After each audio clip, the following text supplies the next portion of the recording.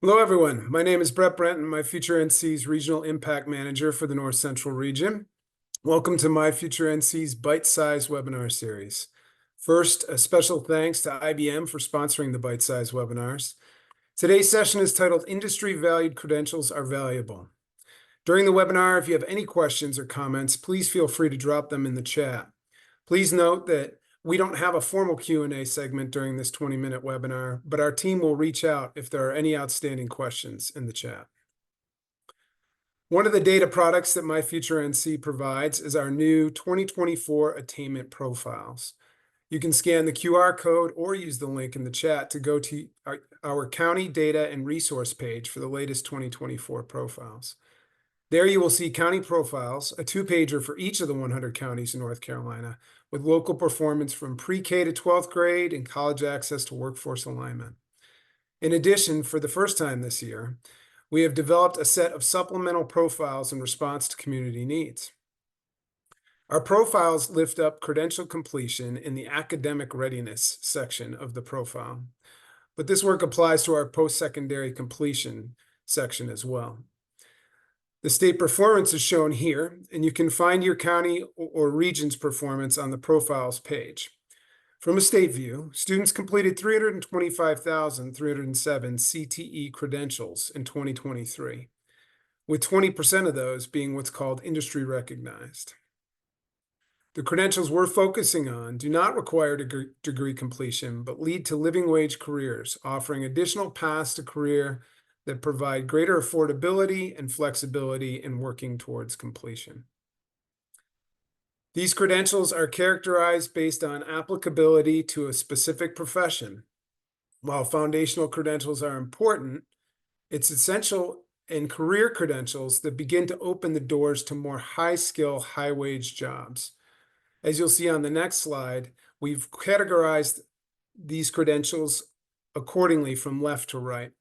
You can visit nccareers.org for more information. Joining me today is Reno Palambet, Director of Career and Technical Education with Johnston County Public Schools. Reno will speak to the incredible work that Johnston County has done in the credential space. Then we'll hear from Dr. Stacy Gerard from Beaufort County Community College on what her institution is doing to increase participation and completion of industry-valued credentials. Reno, the floor is yours. Thank you for having me, Brett. Appreciate it. I'm glad I'm able to talk with you all today a little bit about our work we've done in Johnston County Public Schools around industry-valued credentials. My first slide that I wanted to share with you is just a 3-year data trend as to where we are with our credential attainment in Johnston County. This shows you school year 21-22, 22-23, and then just this past fall 23. We are obviously still collecting credential numbers for this current semester that we're in. The number at the top of the bar shows the raw amount of credentials that are recognized by the Department of Public Instruction, Office of Career and Technical Education that students have earned. And then the line with the percentages shows you the credential attainment rate, which shows, which is all of the students who could have earned a credential of all the credentials in the denominator, with the numerator being the students who actually earned those credentials while they took the course that school year. So our first year on here, 21-22, students earned 3,515 credentials, and the attainment rate was 15.8%. Last school year, that number jumped to 5,471 credentials earned, which represented a 25.7%.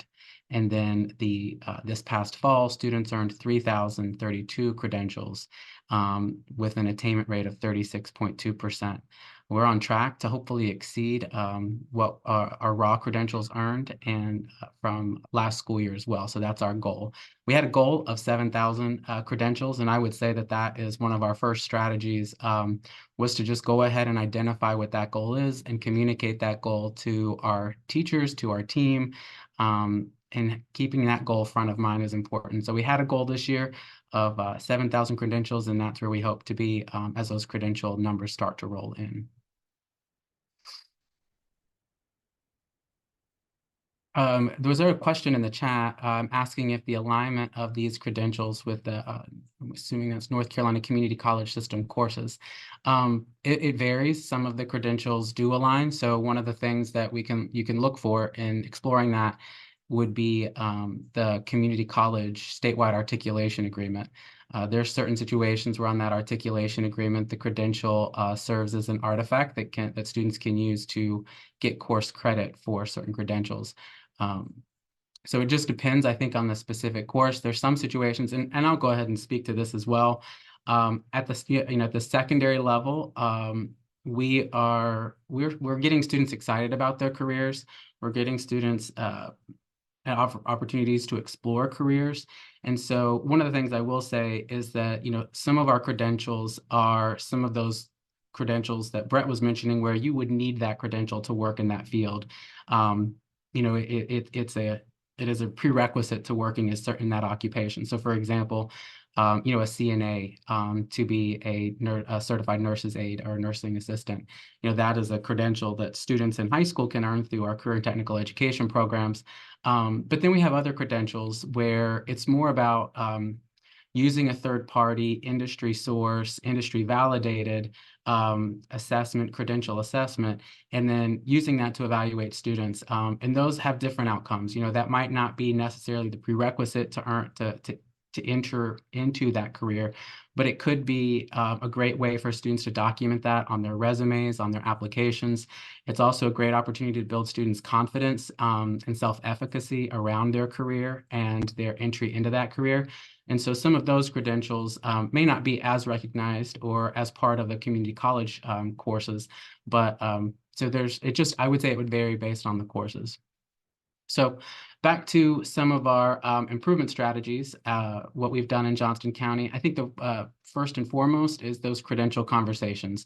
So one of the things that we try to do is have those conversations often and frequently with teachers and administrators. We regularly present to principals as to where we are with our credentials. We ask teachers, what are the barriers you're facing? What are the challenges you're facing? How's your credentialing going? What do you need? What resources do you need? Just making sure that as frequently as possible, having as many conversations with teachers and administrators about credential attainment and what we can do to support you is, I think, first and foremost. I think just making sure that it's on top of our mind helps to let our stakeholders know that it's important to us and it's important part of our accountability. Enhanced systems of support. So again, identifying those barriers and helping to overcome those barriers. So what can we do at central office and CTE central services to support teachers and to help remove those barriers? So can we purchase more exam prep materials? Can we purchase different language prep materials for like Spanish speaking students? What can we do? What do you need from us to make that happen? Do you need specific proctors? Those types of things. Identify and reduce credentialing barriers. We've talked about that. Those can vary. Sometimes that can be just educator knowledge about that credential and about the processes and procedures. So one of our CTE program specialists can go in and support that teacher, help them, meet with them during their PLC and talk about the procedures that are required to facilitate that credential. Some of the barriers can be really difficult. So one of the credentials on the state exam is the tractor driving credential in some of our agriculture classes. But unfortunately, our insurance policy in Johnston County, the school system doesn't allow students to operate vehicles, county-owned vehicles. So that's a pretty significant barrier. Not sure how we're going to overcome that one or if we even can, but identifying those barriers and finding opportunities to reduce or remove those when possible is important. Target credential growth opportunities. So one of the things we really did was look at our data, look at where was the greatest opportunity for improvement, where's the low-hanging fruit, where's the opportunity to make the biggest impact and facilitate those credentials. So doing a data analysis, looking at that data and figuring out what credentials are we going to target this semester or this school year, and really try to increase and close those gaps in those areas. The Credential Corner is something that one of my program specialists, Dane Williford, mentioned and brought as an idea. And so each semester we publish a credential corner. We print it sometimes and send it out as a hard copy even, or distribute it to principals. We obviously share it electronically. It has credential data in it.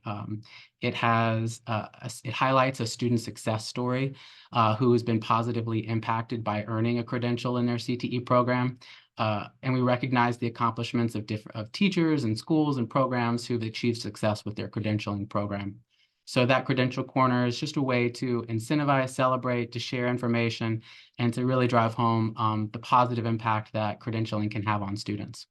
As part of that Credential Corner, we started a Credential Cookout Challenge last year. So in the spring semester, the school with the highest credential attainment rate in the fall semester earns a Credential Cookout. We go out as central office, we cook, we celebrate that school, and we acknowledge those accomplishments and express our appreciation for getting behind the credentialing program and working with us to get the students certified. So that's just a fun competition, way to build morale and just show we appreciate and provide an opportunity to again show how important credentials are to us. And the last thing is collaborate with local employers. As I mentioned, sometimes our credentials might be new to employers. They might not be aware of certain credentials that we're offering. So there's opportunities there to communicate with what our students actually are earning, the credentials they are receiving. And in some situations, we can even advocate that that employer, sees that credential, asks about that credential in interviews or uses that credential as some form of validation in their onboarding process. So sometimes it goes two ways. Obviously, we look to our colleagues at My Future NC and the Department of Commerce to let us know what credentials we need to be encouraging and providing opportunities for our students, but it can also work in reverse. So we can communicate with our employers about some opportunities and some credentials that our students are earning, show them the skills or knowledge that students are being assessed on from that third party. And it might be an opportunity for them to incorporate that in their hiring and recruitment strategy. So I think that's Good it for stuff. Johnston County. Thank you, Brett. Oh, thank you, Reno. That was great insight. Tremendous work you're doing in this space. I'm glad you were able to share it. Now, Dr. Gerard, could you share with us what Beaufort County Community College is doing to increase credential paths for its students? Sure, be happy to. So first, I just want to thank you for having me so I can speak on behalf of Beaufort County Community College and Eastern North Carolina. Before I dive into what we are specifically doing at Beaufort County Community College, I do want to talk about why we see credentials and stackable credentials with on and off ramps, why we see that as so important for the students that we serve. Here at the college, of course, I work specifically within the Division of Continuing Education. But we work with students who are ages 16 years of age or older. We do mostly get our traditional adult learners, but we do have some 16 and 17-year-olds that embrace opportunities for dual enrollment. So they'll be taking classes at the college while they're finishing their high school diplomas. But with our adult learners, we see that flexibility and accessibility are both super important. We have our adult learners come in, they're trying to balance education with work, family, and other responsibilities that they have. And so a stackable credential gives them the opportunity to pursue their education in more manageable segments. They can fit it within their schedule. They're not necessarily signing up for a whole 2-year degree program at that point. Maybe they want to come in, start out with a stackable credential, start with their first one, and then continue on and just stack on top of that. It also gives some incremental skill development to our adult learners. Sometimes we have adults that come in and they haven't been in school for 20, 30 years. And so they're a little intimidated by it. And they think, well, if I can just go for 16 weeks and earn this credential, it'll help me to build my confidence. And then I could go ahead and get employed with that credential and help, my family by earning more money while I continue to pursue my education. And then, those stackable credentials, they all lead to pathways to higher education, whether that be at the associate degree level or even the bachelor's degree level. And so what are we doing specifically at Beaufort County Community College? Well, we try to meet students where they are and we take them as far as they want to go. That's our theme here at Beaufort. And so we do that in a variety of ways. One, we offer bridge programs. I'll give you an example of one of our more popular bridge programs. We have a student that'll come in, they take their EMT initial credential, then they stack on top of that advanced EMT, and then they stack on top of that paramedic. Well, once they earn their paramedic credential, then there's a bridge program that leads over to our associate degree program, and they can stack yet again and earn their associate's degree in EMS. And they get credit for prior learning for all of the education that they have already received. So we offer bridge programs. We have a LPN program within our curriculum that bridges over to ADN. We have a phlebotomy technician program that bridges over to our MLT, our medical lab technician degree program. So in addition to bridge programs, we also offer credit for prior learning as much as we can. So when our adults come in, if they already have credentials, if they have military experience, or if they have done internships and apprenticeships in other places, then our faculty members will sit down with those students and figure out, okay, what can we give you credit for that you have already demonstrated proficiency in? We don't want our students to have to go through redundant training and education. We want them to come in, get as much credit as possible for what they've already done, and then we just meet them where they are and take them where they want to go here during their journey at Beaufort. As part of credit for prior learning, we also offer a variety of what we call parallel classes. And that is where you may have 10 students in a class here at our college. And out of those students, some are in credit programs that are pursuing an associate's degree, but other students are continuing ed students who are just pursuing the credential. So I will give you an example of that, manicure and nail tech. That class is one that we offer as parallel. So you'll have 10 students in a class. 5 of those are pursuing their associates in cosmetology degree, but the other 5 are already working out in the industry, or maybe they are wanting to pursue that career path and they are only there to get their manicure and nail tech credential. So continuing ed and curriculum students all in one class, pursuing those opportunities at the same time. Then we also offer stackable credentials that offer students ways that they can get additional credentials and advance their skill sets and improve their pay and advancement opportunities on their job. So we have, nurse aides that will return to us and they will stack an EKG technician credential on top of their nurse aide. They'll come to us and pursue their nurse aide 2, their medication aide, and that enables them to get a pay bump wherever it is that they're working. We offer those in all of our different pathways. And then, of course, we just have our standalone credentials, CDL truck driving, medical assisting, HVAC technician. We offer our new unmanned aerial systems drone operations training institute, where individuals can come in and get a variety of credentials specific to drones. We offer a whole variety of different credentials, but again, it's all aimed around either allowing a student to come in and get initially certified, or if they already have an initial certification, to be able to stack credentials on top of that. Just to give you an idea of the scope in continuing ed, last academic year, we awarded 2,503 credentials to our adult learners. We do partner very heavily with our high schools. So we do get 16 and 17-year-olds that through career and college promise, they can take our short-term credential classes and have their registration fees waived. Our foundation helps them with any textbook costs that they have. We have a variety of students, nurse aide, pharmacy tech. In fact, we had one student last year, she wanted to be a pharmacist. She came to us as a senior, took our pharmacy technician class, and she's working as a pharm tech while she's going to college to pursue her pharmacist degree. We also had a student that wanted to be a paramedic. He took his EMT with us as a junior. Actually, through that class, was able to network, secured part-time employment, finished up his senior year, and now he took our paramedic class and is working as a career paramedic at one of our stations.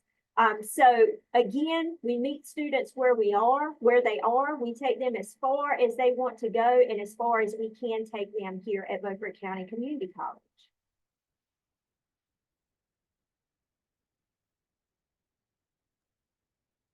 Thank you so much for sharing the fantastic work y'all doing in this space, Dr. Gerard, and to everyone for joining us today for this bite-sized webinar. I also want to give a special thanks to Reno as well. Please stay connected by joining our newsletter and reaching out to us anytime. We can certainly connect you to today's hosts as well. So thanks to everyone and have a wonderful rest of your week.